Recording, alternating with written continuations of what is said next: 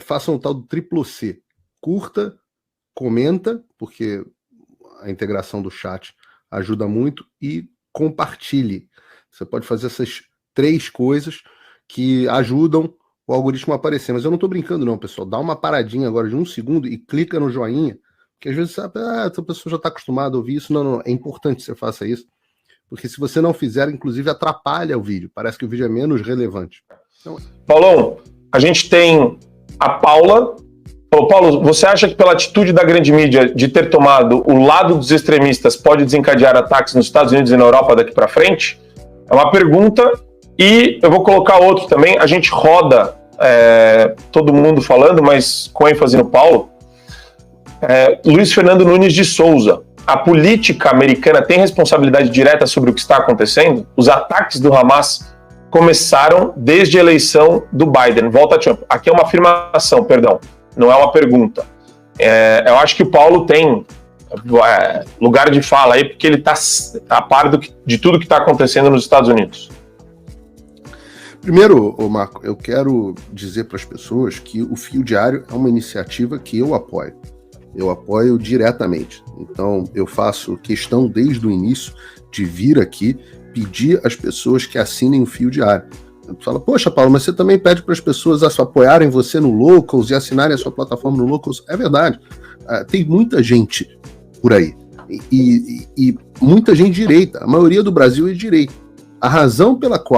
Uma das razões pela qual o Brasil não tem um veículo de direita forte é justamente porque falta engajamento financeiro muitas vezes. As pessoas pensam que a melhor coisa que pode fazer é dar Pix pro Bolsonaro. Não, pelo Brasil não é.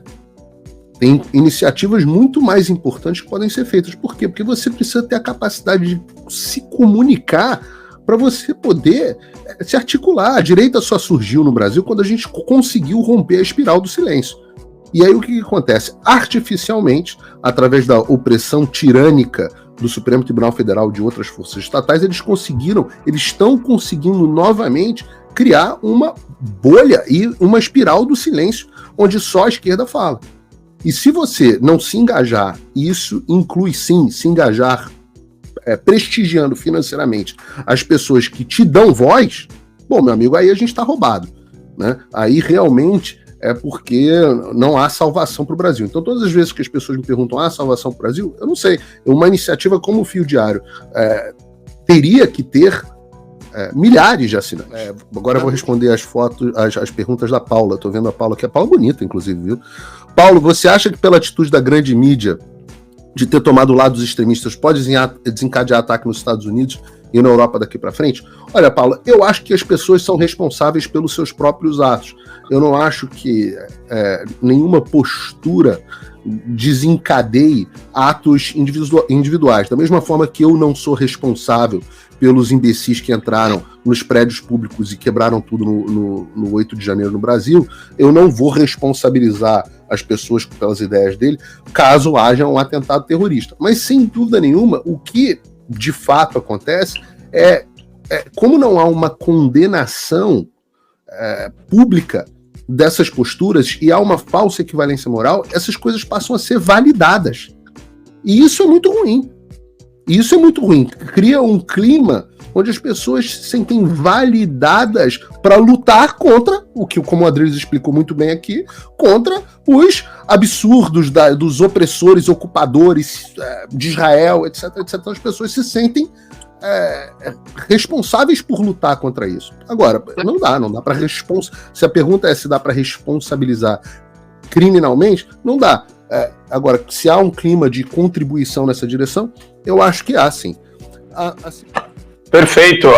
Adriles, você tem alguma coisa para adicionar nesse ponto ou a gente pode rodar a pauta, Adriles e Geisel? Eu só queria reiterar, eu acho que criminalmente não dá para responsabilizar nem a mídia, nem as escolas, nem as universidades, ou menos os governos federais que são omissos ou estabelecem uma falsa equivalência entre o movimento terrorista do Hamas e o Estado de Israel.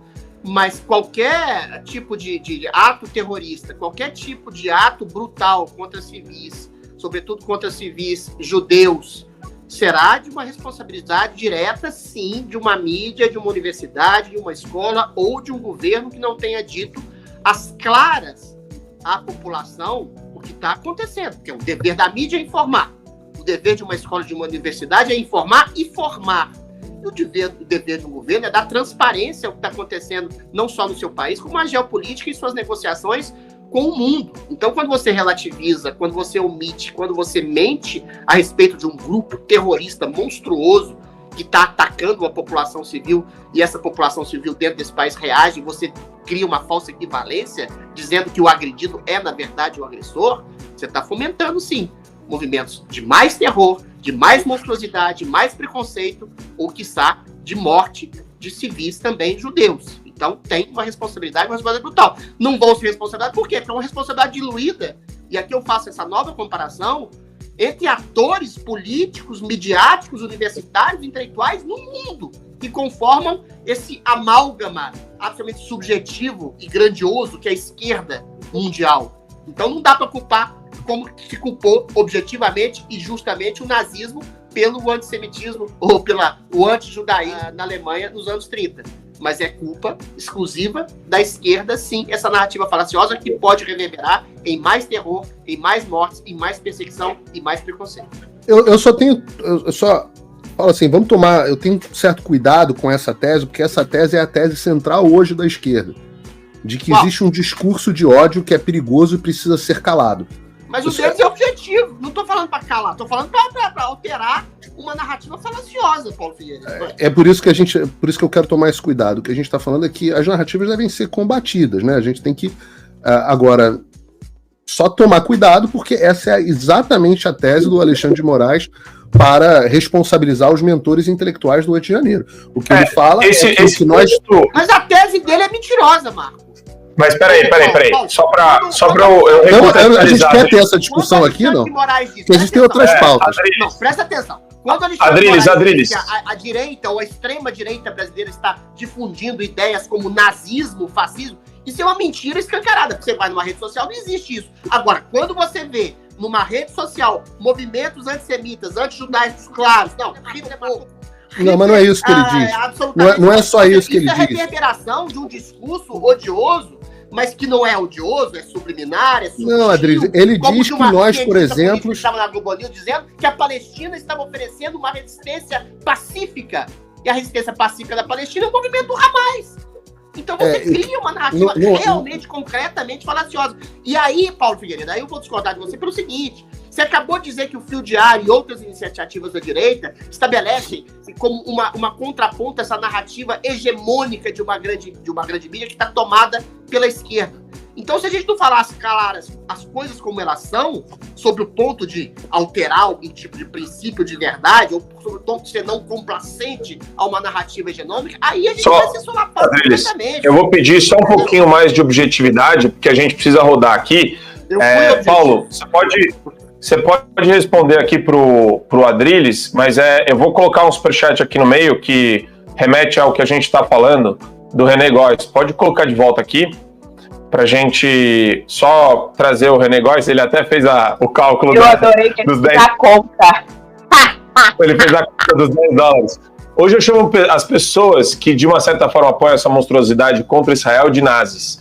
Não tem desculpa. Estive no Museu do Holocausto em Washington, D.C. e não quero isso. Mas, Paulo, para a gente dar andamento, acho que você tem uma réplica para o Adriles e a gente encaminha com a próxima pauta. É rápida.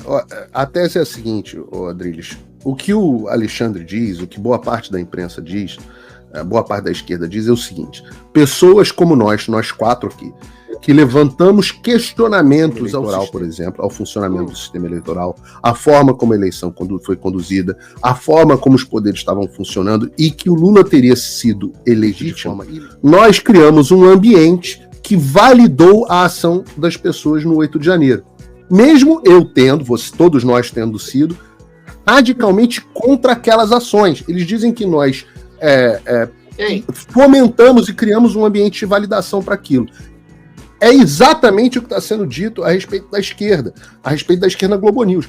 Então, eu não quero dizer que se houver e a pergunta foi sobre isso, que se houver um atentado terrorista, a culpa é deles. Sem dúvida nenhuma, há essa criação de um clima de validação. E sim, sem dúvida nenhuma, nossa tese, nós achamos que está correta e a deles estão erradas. A gente acha isso. É por isso que a gente tem a nossa opinião. Mas Eu só tenho muito cuidado. Eles falam abertamente. Espera só um minuto, Adriles e Geisiane. Espera só um minuto, Adriles e Geisiane. Adriles, você vai deixar o Paulo concluir. Não, ele ainda não terminou. Deixa ele concluir, os dois deixem ele concluir, por favor. Vamos lá. Não, eu não sei nem se a gente quer ter, porque a gente tem tanta pauta e daqui a pouco a gente vai ter que encerrar o programa. Mas eu só digo o seguinte, vamos tomar cuidado, porque este discurso de que um discurso de ódio é perigoso e, portanto, precisa ser perigoso, há a consequência de que ele deve ser calado. Então, não, presta atenção, Paulo. Ele leva a essa consequência. Paulo, é só isso que eu quero dizer. Bom, se você acha que o discurso da imprensa... Eu não consigo, contra judeus, em curso. Existe um discurso de ódio, preconceito e perseguição contra judeus em curso. É fato, objetivo. A diferença minha e do Alexandre de Moraes é que o Alexandre de Moraes censura, persegue, desmonetiza e prende pessoas. Por isso que ele acha que é discurso de ódio. Peraí. Se você acha que a Globo News vai levar a atentado terrorista, você tem que deixar ela no ar? Você tem que deixar no ar. Se você acha isso, se você acha que eles são responsáveis, tem que deixar ele no ar? Se você acha que a Globo News vai levar a atentado terrorista, você vai deixar eles no ar? Se eles são responsáveis? Não, pô. Você vai mandar calar. E essa é a tese do Alexandre. Você acabou de se tornar o Alexandre de Moraes. Prender ou caçar a rede. Não, mas tem que prender. Se você acha... Não, peraí. Se você acha que o jornalista é responsável, você tem que responsabilizá-lo. Se você acha que ele é responsável, você tem que calá-lo. Olha só, esse debate... Então, essa que é uma boa discussão. Eu só não quero cair exatamente no argumento da esquerda no mundo, porque é por isso que estão bloqueando as redes sociais, é por isso que estão bloqueando as redes sociais na Europa, é por isso que estão bloqueando as redes sociais no Canadá, e é por isso que estão bloqueando as redes sociais no Brasil. Mas você acha eu sou um radical, um absolutista da liberdade de expressão. Eu não acho que a jornalista Globo News que fala que Israel é má, ela é responsável se alguém amanhã tacar com faca o vizinho. Isso. Eu acho que o maluco é maluco. O maluco tem que ser responsabilizado. Não a jornalista. A jornalista combato eu. A minha arma contra a jornalista é isso aqui, é o meu microfone. Eu acho, posso colocar a bola no chão? Eu vou colocar a bola no chão aqui pra gente rodar a pauta. Meus amores, eu acho, juro por Deus que eu acho que vocês concordam. No direito, tem 3 tipos de responsabilização: administrativa, civil e penal, certo? A gente está falando de responsabilização na esfera penal, que é a última racha do Estado, que é a última instância que você vai lá acionar o Estado para prender alguém. Quando você fala em responsabilização civil, você está falando, aquela pessoa cometeu algum ilícito civil. É outra coisa, né? Que não necessariamente chega no penal. Então, a pessoa tem que indenizar, a pessoa tem que... gerou uma indenização, alguma coisa que ela fez em detrimento de outra pessoa. Fechou? Essa é outra coisa. O microfone do Paulo, o nosso microfone do Fio Diário, é a nossa melhor arma contra os jornalistas militantes, contra o jornalista canalha, contra o mentiroso, contra Reinaldo Azevedo, Marco Antônio Villa, Vera Magalhães, Alexandre Borges, toda essa corja mentirosa. E eu acho que no fundo vocês concordam. A gente não pode promover uma perseguição do Estado, a gente tem que promover um boicote nosso contra esses mentirosos. A gente tem que ganhar no plano cultural e ganhar no terreno da liberdade de expressão e do debate. Vamos lá. Faça um tal do triplo C. Curta, comenta, porque a integração do chat ajuda muito, e compartilhe.